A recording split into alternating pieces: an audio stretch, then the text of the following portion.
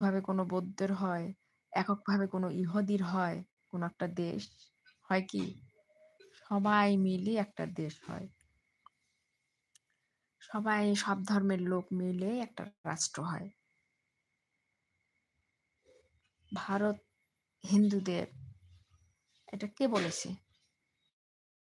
হিন্দু মুসলমান মিলেই ভারত, হিন্দু মুসলমান মিলেই বাংলাদেশ, হিন্দু মুসলমান মিলেই পাকিস্তান,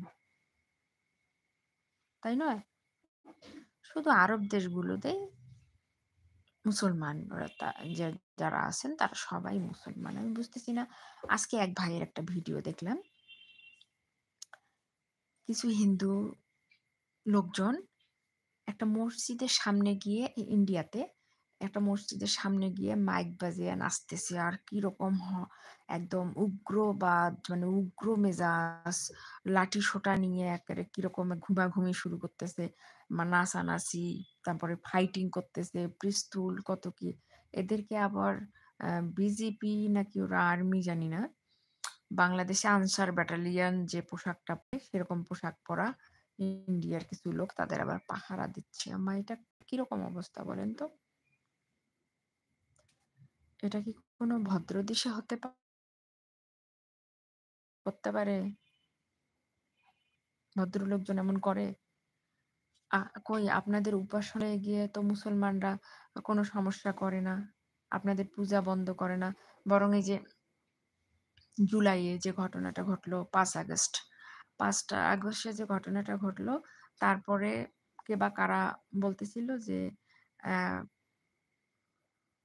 মানে বিরোধী পক্ষ হয়তো হিন্দুদের মন্দিরে সমস্যা করতে পারে, ভাঙচুর করতে পারে, তারা করে হয়তোবা এদের দোষ দেবে যে মুসলমানরা করতেছে। কিছু বিরোধী দল থাকে না, বিরোধী লোকজন, এরা করে দোষ দেবে যে মুসলমানরা করছে। এই জন্য কি আমাদের আলেম ওলামা ভাইয়েরা, মুসলমান ভাইয়েরা তাদের মন্দিরে পাহারা দিছে, মন্দির তাদের পূজার পাহারা দিছে যেন তাদের কোনো সমস্যা হয় না।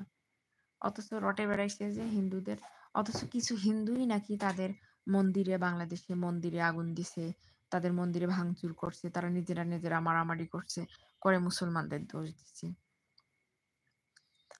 আবার কয়েকদিন আগে ইন্ডিয়াতে একটা ভিডিও দেখলাম, আল্লাহ আল্লাহ, ওই যে আছে না, কি বলে ওগুলো, পুরোহিত না কি বলে, এরকম কিছু লোক, ওনারা সরাসরি বলতেছে যে বাংলাদেশে, সরি, ইন্ডিয়াতে মুসলমানদের কোনো জায়গা নেই, তারা আমাদের দেশ থেকে বাইর হয়ে যাবে।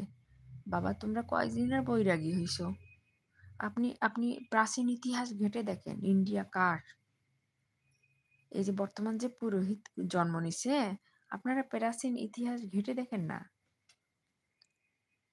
যখন মোহাম্মদ বিন তুগলক, বাবরের শাসনামল, হুমায়ুন, মানে মুসলিম শাসনামল যখন ছিল, তখন কি, তখনকার হিন্দুরা কি বসবাস, তারা কি কখনো নির্যাতিত হয়েছে?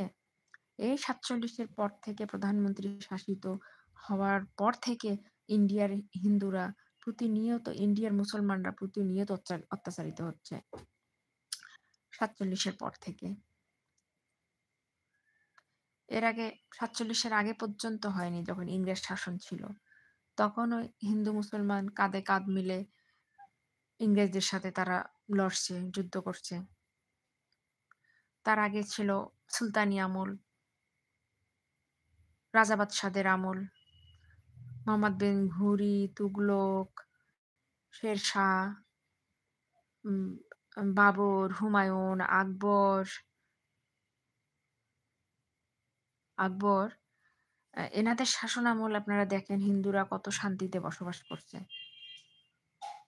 আর দেখেন এই যে মন্ত্রী পরিষদ শাসিত সরকার আসার পর, এই 1947-এর পরে যারা প্রধানমন্ত্রী হয়েছে ইন্ডিয়াতে, তারা সবাই হিন্দু, মুসলমান নাই সংসদে, হয়তোবা গুটি কয়েক আছে সংসদে, কিন্তু যারা প্রধানমন্ত্রী হয়েছে 47-এর পর থেকে, মনমোহন থেকে শুরু করে, কি জানি নাম, জওহরলাল নেহেরু মনে হয় প্রথম, এখান থেকে শুরু করে, ওদিকে ঠিক ছিল।